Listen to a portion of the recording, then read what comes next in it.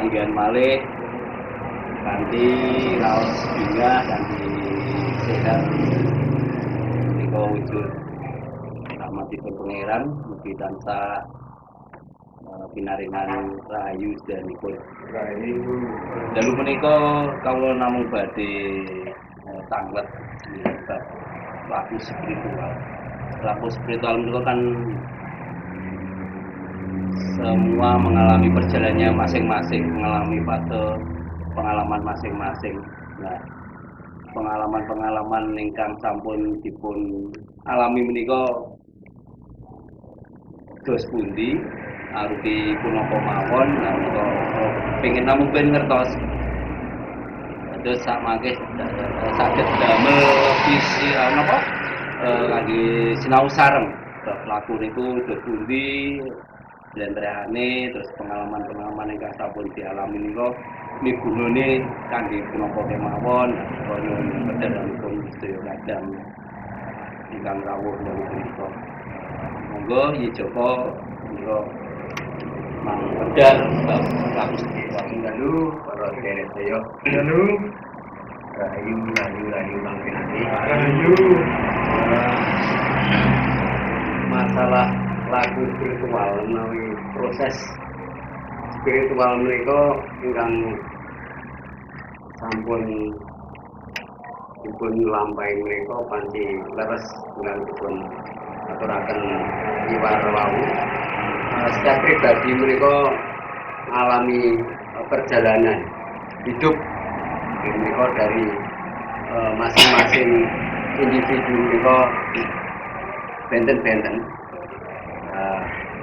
Ingkang kula alami menika ngaten, iki sekedar pengalaman cerita ingkang muda sampai sekarang yang saya alami. Sebenarnya saya tidak tahu itu laku spiritual atau enggak, tapi yang saya alami waktu itu memang pergumulan yang sangat bagi saya sendiri dahsyat atau membingungkan atau bahasa sekarang membagongkan saya. Ya mereka kalau kados kelangan kiblat menika raos ingkang bingungi antara campur aduk bener kalian salah menika kados sampun mboten ngertos. Suatu saat di dalam perjalanan wonten alam panggesangan menika kawula tidak merasa puas. Artinya uripku kok kaya ngene. Uripku kok ngalor ngidul ora ana jlutrunge sehingga mengalami guncangan batin yang saya rasakan ini sebuah musibah bagi saya waktu itu karena ketidaktahuan ini apakah kesalahan-kesalahan yang saya lalui atau mungkin dari apa yang sudah saya perbuat. Waktu itu waktu muda memang saya melakukan hal yang di dalam dogma atau syariat itu saya kan baik menurut saya dan menurut lingkungan dan apik. Tapi ternyata di situ saya ada pergumulan yang sangat berat sehingga kok merasa kosong, sehingga yang saya alami itu saya tuh sempat kehilangan kiblat, yaitu sempat tidak percaya dengan Tuhan karena saya jatuh bangun itu sehingga di mata saya sebagai manusia kedagingan ini saya tidak menemukan suatu hal yang memuaskan atau kedamaian di luar sini, sehingga disitulah menjadi saya munting, rasanya munting. Asing saya mencari ke sana kemari, tanya ke sana ke sini nggak ada jawaban, belum puas jawabannya. Sehingga dari situ mulai saya ada pemberontakan yang tidak tahu, sehingga saya tidak mengenal dan tidak mau tahu siapa itu Sang Pencipta. Disitulah saya pemberontakan dan tapi anehnya di dalam rasa itu ada sesuatu yang bicara. Tapi itu masih saya paidu, masih saya bantah. Nah, ternyata menemukannya pada saat sudah jatuh, tidak bisa apa-apa, sudah tidak bisa berdoa, tidak bisa mengatakan apapun. Di situ ada kekuatan dari dalam, yaitu rasa itu bicara. Dari situ saya baru mengenal ada Sang Pencipta. Lewat mulai tertata pelan itu tertatih-tatih, mulai saya ini bisa menemukan urip iki kaya ngene. Yono rekosone, yono entenge, yono gampange, seperti itu. Tapi kono apa? Dari situlah yang menjadi berat. Nah, dari sekian pertanyaan ini mungkin saudara-saudara memiliki juga mengalami hal yang mungkin sama rasanya, cuman kasusnya yang berbeda. Sehingga saya menemukan hal yang luar biasa yang sebenarnya tidak bisa dikatakan, tapi ada suatu hal yang justru merasa saya diuripi lagi. Ada kekuatan yang membuat saya bangkit kembali. Dan itu di dalam rasa itu dikatakan ini gunungnya urip ono. Disitulah saya mulai bangkit kembali menjadi manusia lumrah yang sudah mulai sadar masyarakat, sadar untuk ya kehidupan sehari-hari yang bisa bermanfaat. Ini tadi sangat menarik ya, sangat menarik pengalamannya dari Joko, pengalaman laku spiritual yang dialami sampai jatuh bangun hanya untuk menemukan arti hidup ya. Arti hidup yang diterima lewat bahasa rasa. Saya mulai tertarik dengan kata-kata yang tadi tentang rasa yang bisa bicara yang tadi. Ini asik kayak ini. Nah, ini tentang rasa yang bisa diterima sampai bisa seakan-akan bisa berbicara, yang bisa memberikan petunjuk. Ini untuk menemukan ini bagaimana ini? Dan kita bisa betul merasakan rasa yang bisa memberikan petunjuk, yang bisa berbicara tadi loh. Ini, monggo ini nanti ini semakin asik untuk kita udar ini supaya nanti punya pengalaman, punya wawasan baru. Monggo. Ya, tadi sebenarnya bukan kita mencari atau rasa bicara itu yang saya alami begini. Pada saat sudah tidak bisa berbuat apa-apa, sudah tidak mengenal Tuhan lagi, atau sudah penuh, sudah tidak bisa berpikir, disitulah mulai pada saat jatuh tidak bisa berpikir, tidak bisa berkata apa-apa. Kok selama itu batin itu mengatakan seperti ini, boleh sama aku karena kedamaian orang ning jowo ana ning dalam dirimu. Jangan mencari sing barang itu atau yang bentuk materi, tapi boleh ana dulu urip lewat batinmu, rungokno atimu, aja pikirmu.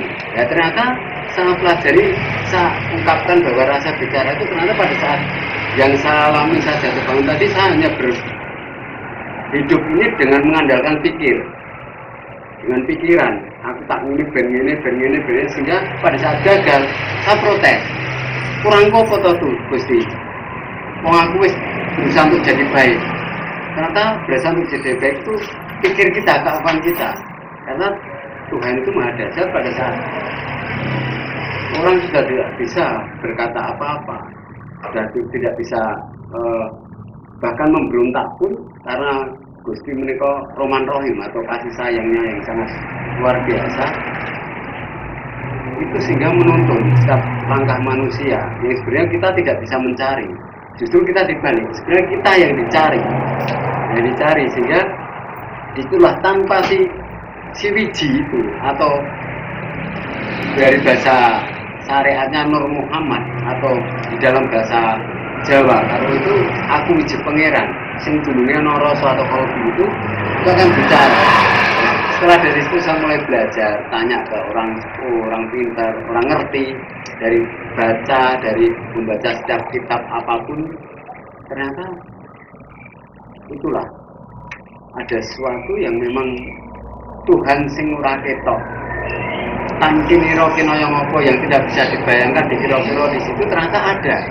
Yang tadinya tidak ada, ternyata ada dalam diri setiap individu ini, sehingga itulah yang menuntun, sehingga saya bisa ke sana kemari, bisa berpikir, sehingga pikiran saya yang jauh ke depan atau terlalu jauh larinya, itu ada remnya ternyata di situ. Sehingga saya ingat waktu bapak dulu bicara pada saya, orang tua saya bicara gini, "Lea aja gugu pikirmu karepmu, gugu hatimu." Nah, di situ waktu itu saya nggak paham. Setelah saya ngeyel karena wong sing waktu muda kan sok ngeyelan. Itu ngalami perjalanan hidup di Batang itu ternyata betul. Pada saat sudah tidak berkata apa-apa, tidak bisa bicara apa-apa, bahkan itu ada sesuatu yang menuntun. Nah itulah yang saya anggap apakah itu rasa itu tadi. Ini tadi luar biasa pengalaman dari Joko yang mengalami fase-fase sampai bisa menemukan tentang yang namanya bahasa rasa gitu. Nah ini untuk versi yang lain mungkin dari Pak Mul atau Yumul ini juga mengalami perjalanan yang luar biasa. Monggo kita juga tukar pengalaman gitu. Jadi hanya tukar pengalaman hanya untuk apa ya, untuk bisa mencari hikmah lah dari perjalanan dari teman-teman ini. Monggo ini Pak Mul tentang laku spiritualnya perjalanannya sebagaimana. Monggo. Matur nuwun. Dengan adanya kita berkumpul ini kan berarti saya banyak belajar, saya banyak saya banyak motivasi, menjadikan semua itu motivasi. Spirit menurut saya itu ya penyemangat atau motivasi ya, alat untuk mencapai tujuan. Kalau masalah laku itu semua orang pasti mengalami. Rasanya masing-masing, tidak harus sama. Tapi tentang rasa itu tadi, memang kelihatannya mudah untuk dibicarakan. Tapi kan ya, yang saya alami itu tidak gampang. Untuk sampai ke rasa itu tidak mudah. Perlu perjalanan, perlu proses. Yang bisa mengukur tentang si rasa itu ya pribadi kita masing-masing. Karena perangkat pikir ini kan juga sangat berpengaruh. Tapi tanpa pikir pun kan kita juga tidak bisa merasakan. Pikir itu juga alat untuk mencapai ke tingkatan itu tadi menurut saya.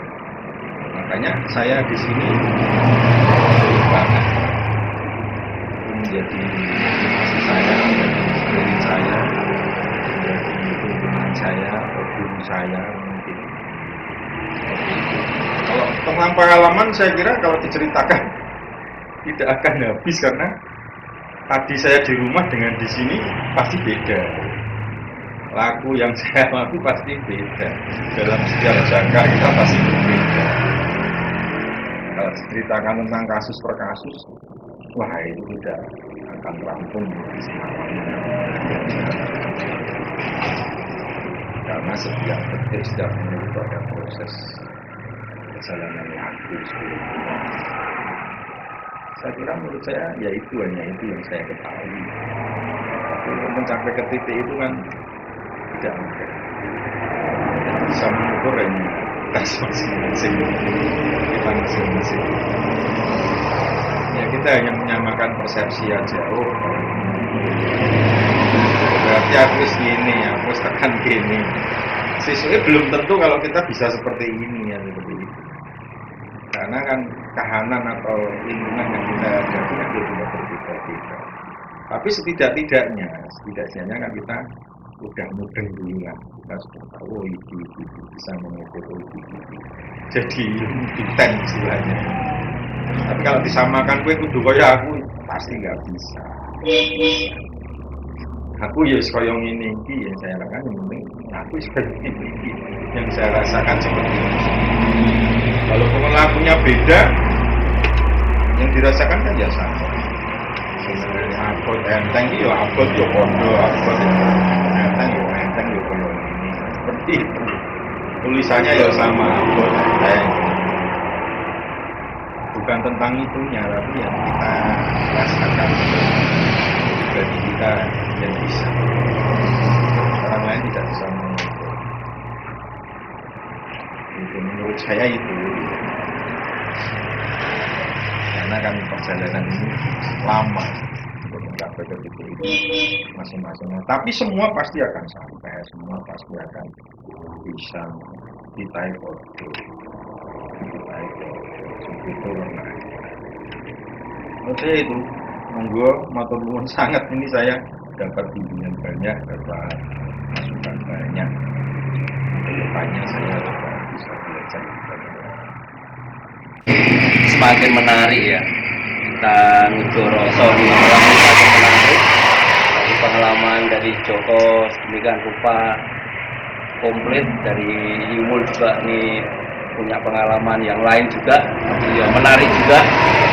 Ini mungkin juga dari di sini ada Pak Dekasri ya, ini juga bisa menularkan pengalaman spiritualnya ya. Kan kita masing-masing punya pengalaman yang tidak mungkin tidak sama ya, tetapi dari masing-masing pengalaman ini kan menjadi guru kita semua. Kita bisa belajar dari pengalaman beliau-beliau ini. Nah ini dari di Pak Dekasri coba mungkin bisa sedikit menceritakan ya pengalaman lapis spiritualnya seperti apa. Monggo. Hewan sampur nih, Sugeng Dalu. Ini Ini pengalaman spirit kula niku namung sampel. Jadi saya itu kan tua hanya umurnya, tapi spiritnya sama sekali sangat minim. Jadi saya dulu itu belajar spiritualnya, saya itu dulu melalui saya mengenal wirid. Setelah saya ketemu teman-teman di KW ini, rasanya kok beda dengan saya melakukan wirid sama saya melakukan Manunggali Gusti itu rasanya sangat beda sekali. Dan di sini dalam ajaran kaum Jawa itu harus kita melakukan bertindak, yaitu antara yang terserat, tersurat, dan tersirat. Jadi tiga-tiganya itu harus dilaksanakan. Jadi di dalam kaul ini tanpa dilakukan nggak akan menemukan yang namanya rasa dari dalam diri itu tadi. Artinya di kaul itu ya segera bertindak, nindake apa sing samestine bisa ditindakan kanthi legowo. Legowo niku ucapane gampang legowo, tapi untuk melakukannya tidak semudah yang kita ngendikati legowo. Ternyata sangat berat sekali. Banyak kendala-kendala yang harus kita hadapi dalam perjalanan bisa nerima legowo itu tadi. Saya rasa di kaum Jawa ini dunia gampang, dunia abot, tapi kenyataannya ya memang sangat berat. Tapi selama kita itu bisa nompo lan narimo lan legowo itulah, itu kita akan mendapatkan sesuatu yang sangat indah. Saya rasa seperti itu. Terima kasih nih tadi Pak Dekasri juga sudah menjabarkan tentang lagu spiritualnya ya. Walaupun bahasanya sederhana, tapi ternyata dalam beliau ini. Sudah sangat dalam ya dengan bahasa yang sederhana tadi. Nah ini juga di sini ada Mas Jack, ini juga mungkin juga bisa menceritakan ya sedikit tentang lagu spiritualnya, apa yang sedang dialami atau yang sudah dialami atau mungkin yang sudah tercapai. Mungkin ini dari Mas Jack juga bisa sedikit menceritakan pengalamannya. Monggo. Matur nuwun. Rahayu, Sugeng Dalu. Rayu. Jadi kalau di spiritual itu mencari jati diri bagi orang itu, ketenangan jiwa antara lahir karo batin yang menurut syariat kan. Mungkin bagi orang spiritual itu ya spiritual kula nggih penting nggih perjalanan sak mestine napa entene landasipun nggih kejujuran. Nggih. Kemawon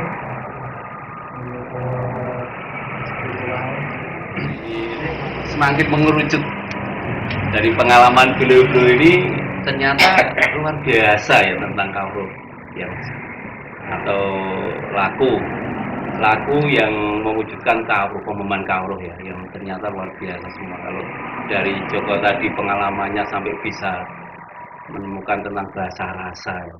Tadi dikompleti oleh Imul juga tentang mengenal rasa ke pribadi masing-masing, sampai ke Pak Dekasri tadi tentang menemukan laku, perilaku ya, tentang yang tersurat dan tersirat. Dikompleti lagi oleh Mas Jack tadi dengan mengenal jati diri. Wah, ini semakin menarik ternyata ini. Ini semakin menarik untuk kita bahas lebih lanjut. Nah, untuk mengenal jati diri yang seperti tadi diterangkan Mas Jack. Padahal di kawruh biasanya ya, kawruh yang di Jawa ini adalah inti utamanya mengenal jati diri. Sampai nanti mengerucut tentang yang tadi diterangkan bahasa rasa yang sudah menyatu dengan diri kita. Yang ditarakan Pak Mul tadi atau Saudara Imul tentang rasanya digawa masing-masing. Itu beda kasus tapi rasanya sama, itu juga luar biasa. Nah ini monggo dikompleti lagi, ditolong dijabarkan lagi tentang mengenal jati diri sampai menemukan rasa tadi, supaya kita lebih komplit bisa memahami tentang kawruh ini. Ini malam ini sangat menarik bahasan kita, banyak kawruh yang luar biasa. Monggo Joko, mohon nanti ini dikompleti lagi.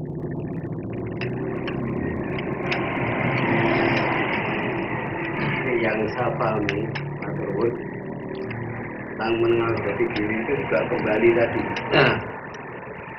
Setiap pengalaman individu itu akan berbeda, tapi yang jelas rasanya itu sama. Terus setelah mengenal jati diri yang saya pahami itu di dalam kawruh Jawa itu durungake urip bahwa kita itu apa, siapa dan harus bagaimana. Nah, setelah menemukan itu kita tidak bisa apa-apa ternyata, tidak punya apa-apa dan ora iso ngopo-ngopo dan ora meh ngopo-ngopo. Karena kalau sudah masuk ke jati diri atau jati urip, itu yang melakukan itu bukan kita sebagai bleger manusiawinya atau kedagingannya, tapi tansah tinuntun, karena kita sudah menerima sumber hidup tadi, merasa dipayungi, dipeni. Mungkin salah satu yang saya pahami itu mengajar diri itu, sehingga setiap kita akan melakukan apapun itu ada pepilih. Umpama saya mau melakukan tindakan yang mungkin bersifat kedagingan, aku main ini, ada yang lagi ojo ngono keliru. Nah, dari situ mulai tertuntun sehingga sikap hidup yang salami dengan bahasa ini itu akan terjadi perubahan dalam hidup ini, mulai tertata, mulai intinya yang tadinya saya tidak bisa berbuat bermanfaat untuk orang lain, saya merasakan kok aku aneh, saya masih bisa kok yang bisa melakukan seserawungan, bisa melakukan hal yang bermanfaat di dalam bermasyarakat. Salah satunya itu. Kita sudah menambah banyak ya tentang pengalaman beliau. Di sini saya berusaha menyimpulkan ya. Mohon maaf nanti kalau ada salah mohon diluruskan. Dari beliau-beliau ini, dari laku spiritualnya, ternyata sama-sama menemukan bahasa rasa. Bahasa rasa yang tadi juga disebutkan oleh Mas Jack ini untuk mengenal jati diri. Terus tadi juga dikompleti lagi oleh Joko, setelah mengenal jati diri kita akan tahu diri kita siapa. Kita lebih mengenal lagi kepada siapa yang menciptakan kita. Nah, ini kawruh yang luar biasa tentang bahasa rasa, mengenal jati diri sampai kita sadar dan merasakan bahwa ada yang menciptakan kita. Nah, pemahaman ini tentang yang menciptakan kita, hubungan kita dengan yang menciptakan ini kalau dikaitkan dengan bahasa rasa, ini sangat luar biasa. Coba nanti ini dari Pak Mul bisa menambah wedaran ya tentang bahasa rasa yang bisa mengenal jati diri, sehingga kita juga mengenal yang menciptakan kita, sampai ada hubungan rasa dengan yang menciptakan. Monggo Pak Mul. Tentang jati diri yang dikatakan Mas Jika. Jadi sebetulnya kan kita itu sama, nggak ada bedanya. Tentunya kan yang menciptakan juga sama. Jadi diriku ini siapa? Ternyata setelah dirunut, terus aku apa bedanya karo jati dirine Mas Joko, karo jati dirine liyane kan seperti itu. Setelah kita mengenal tadi, sithik-sithik aku ki yo belajar, oh iya enggak terlalu, tapi berarti kita itu tidak ada beda sebetulnya. Cuman fungsinya yang lain. Mungkin fungsi saya karena dari tempatnya aja kita juga pasti beda. Dari genetika kita juga pasti beda, kan seperti itu. Tapi setelah merurut ke dalam tadi yang saya kutip tentang jati diri, sebetulnya kan ya sama orang betul awal diri. Terus yang saya ngutip dari Mas Joko tadi tentang cinta kasih, Ar-Rahman Ar-Rahim, jadi kan ya sama sebetulnya tanpa belajar pun sebetulnya kita sudah dibekali itu semua tentang cinta kasih, tentang makhluk sosial. Hanya fungsinya yang beda, pastinya beda.